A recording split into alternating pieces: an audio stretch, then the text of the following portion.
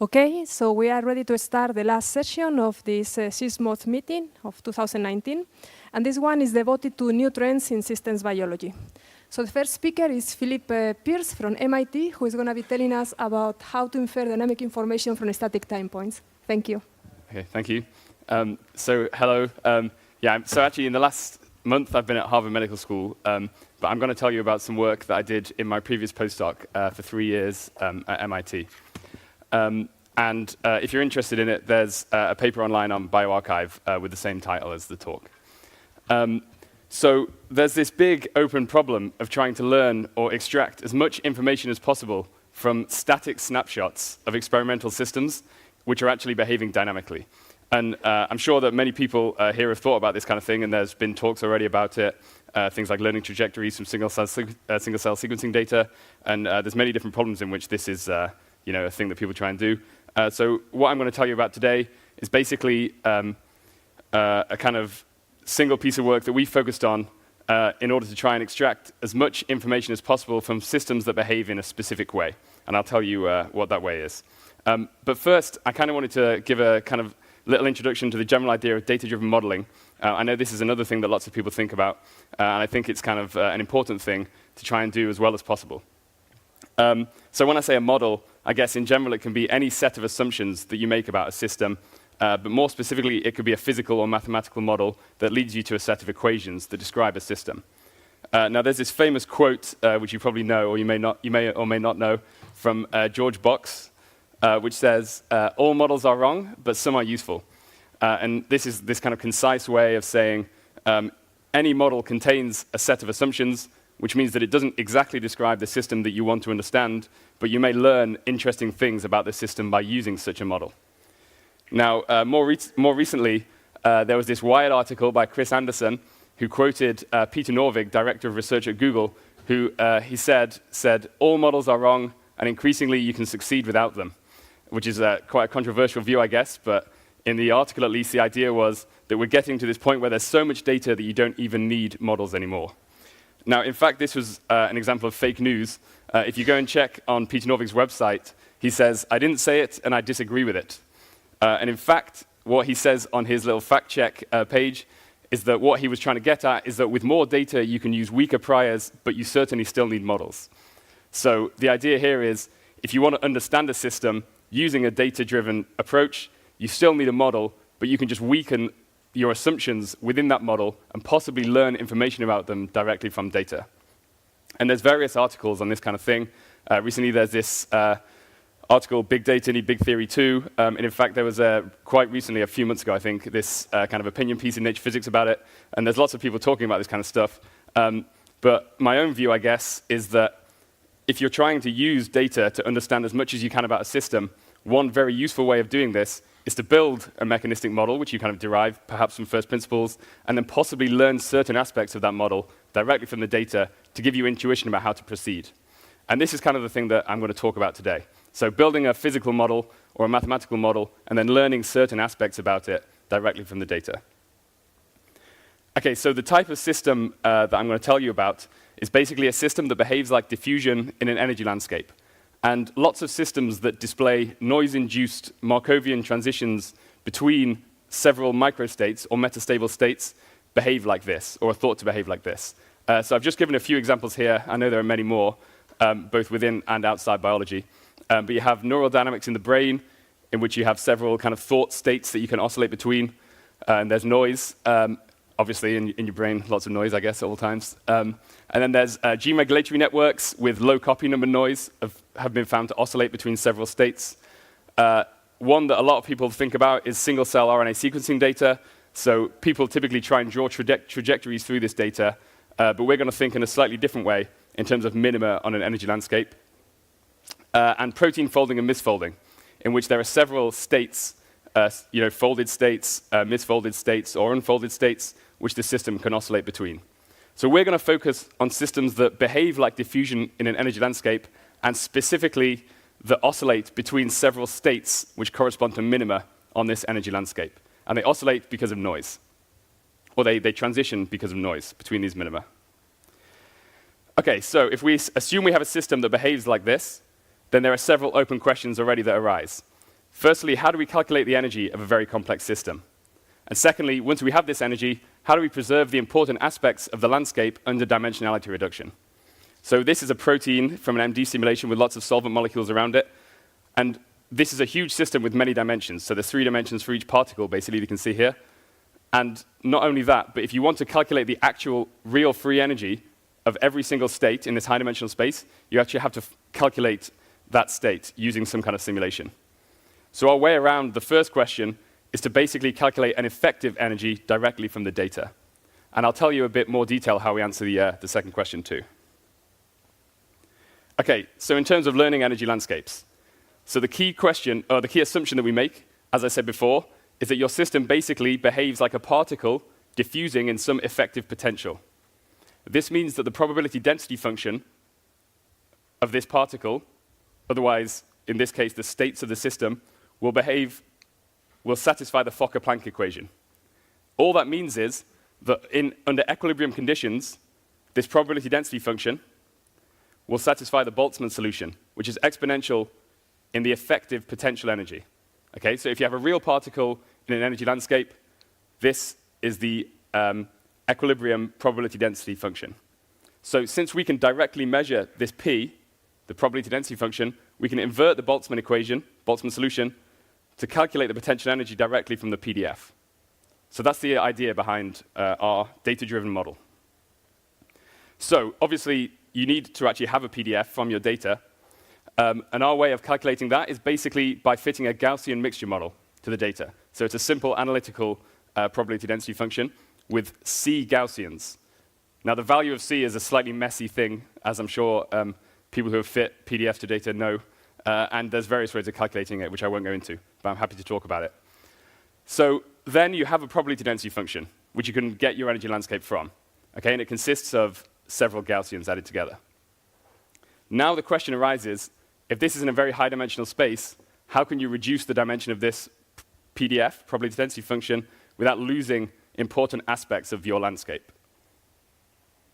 Now, under a linear dimensionality reduction technique like PCA, or probability, principal component analysis, there is a way to exactly recreate your PDF in the higher dimensional space.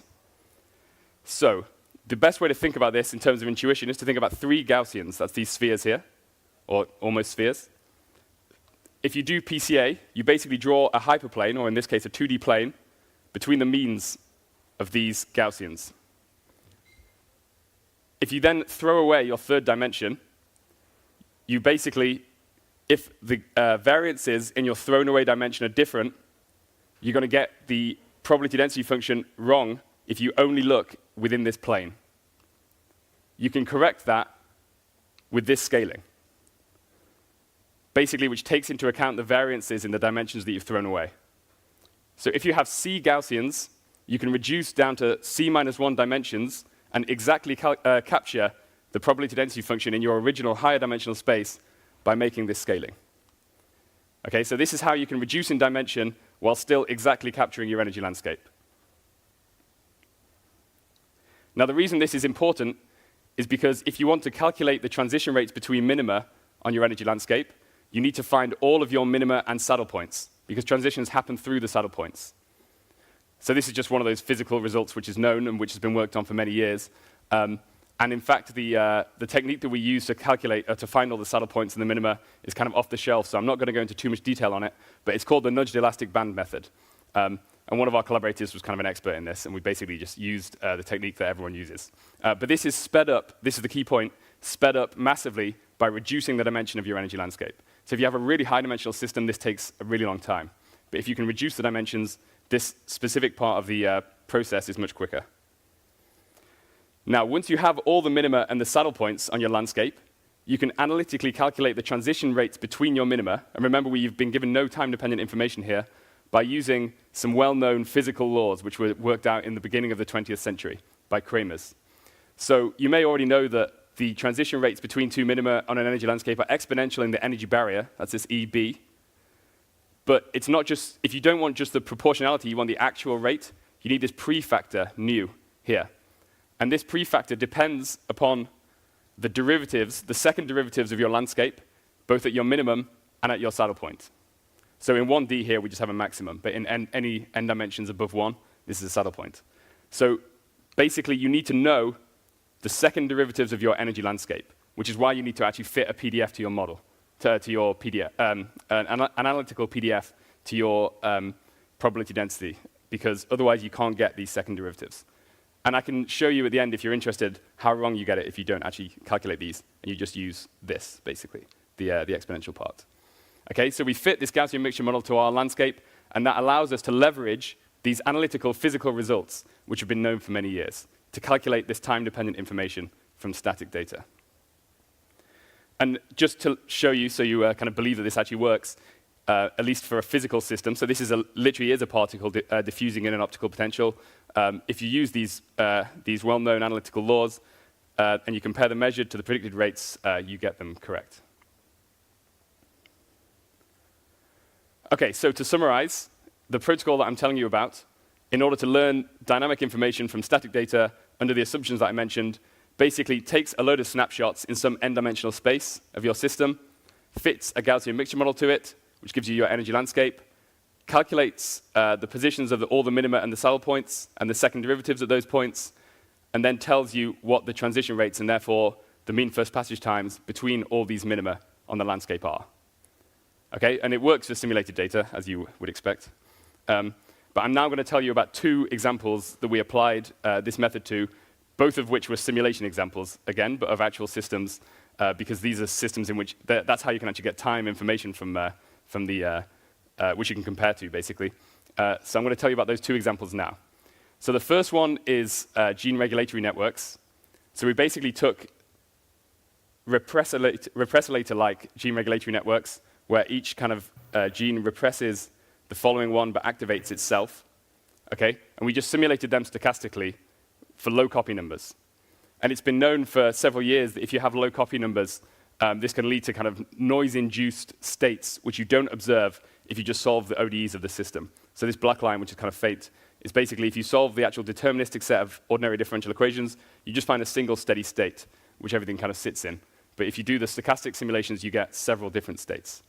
Now, this is relevant because, as many people probably know, if you do single-cell sequencing, you have to kill all the cells, so you can't get time-dependent information. Okay, so let me just very quickly show you that if you have systems like this, so this is a 2D one, this is a 4D one, you find these different states, and basically, if you calculate the transition rates between the states, which you can also get from your simulations, then you get everything correct. Okay, in both 2 dimensions and 3 dimensions, which is just a similar one with basically 3 proteins, and in 4 dimensions, and presumably higher. So the second thing that this could be useful for is protein folding. So you can do these big MD simulations that people with very expensive computers do, where you can actually find the time-dependent transition rates between states. Or in experiments, you have this cryogenic electron microscopy kind of thing, where you get loads and loads and loads of states, or loads and loads and loads of structures, but none of them, obviously, they're all frozen, so you can't see how often they transition between these states, these folded and unfolded states, and so on. And again, basically, we applied it to several small proteins for which MD simulations have been done, and we found that the measured transition times from the simulations agrees very well with the predicted transition times. Okay, so just to summarize, the important thing that I told you about is basically the method, which is an example of learning dynamical information from static snapshots for systems that behave in a specific way. And that specific way is that they diffuse on an effective energy landscape. And instead of doing very complex simulations to try and learn this energy, we basically found it directly from data. And this could be applied to experimental systems which do not have time-dependent information in them, to learn as much as you can from those systems. And we showed, at least for some simulation examples, that it worked for gene regulatory networks and proteins. And hopefully, in the future, we can apply it to some real data of the types I mentioned. So just to finish, I shall acknowledge my collaborators. So Halim especially was the expert in the nudge elastic band method, and the other guys basically all helped in various ways. DE Shore Research gave us the protein folding data, and there were some funding sources that enabled lots of travel and various other things too. And thank you to you as well for listening.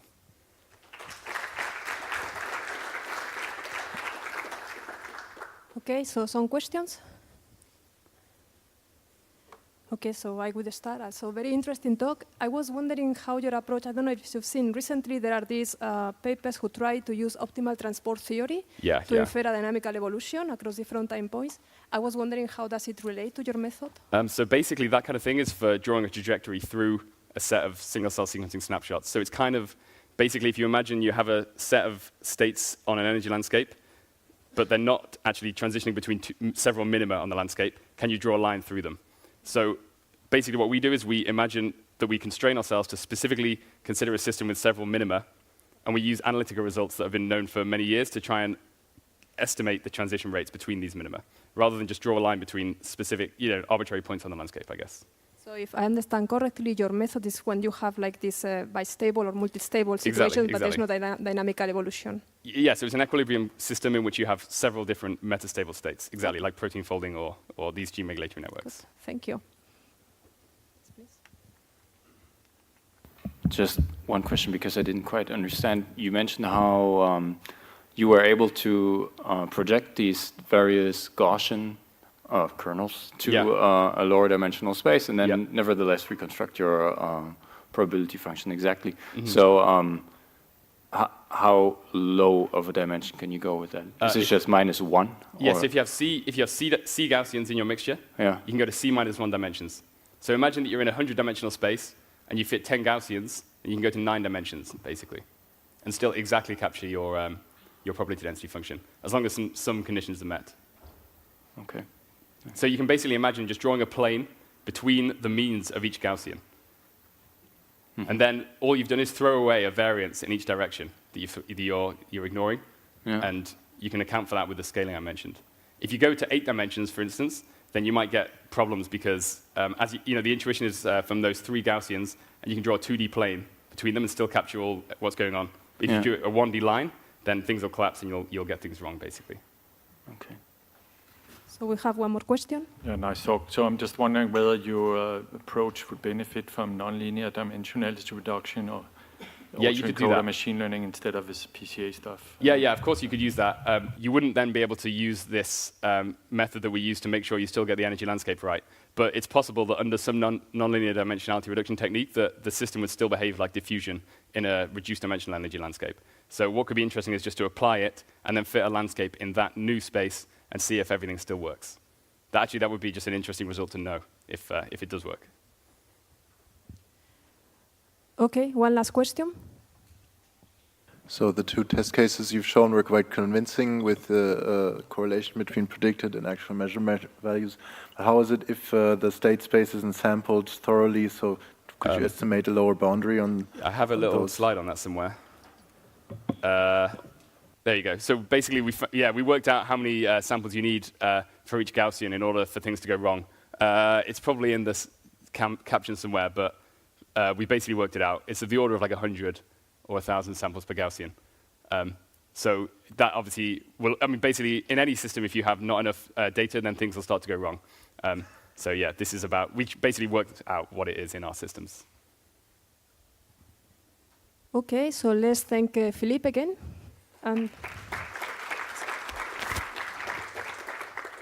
Okay, so we are going to start now a series of 5-6 short talks, 5 minutes each. So I'm going to ask the speakers, when one speaker is presenting, the next one is here close by, sitting and relaxing. So our next speaker comes from Brazil, is Paulo Eduardo Pinto Burke, who is going to tell us about homogeneous modeling. So thank you very much.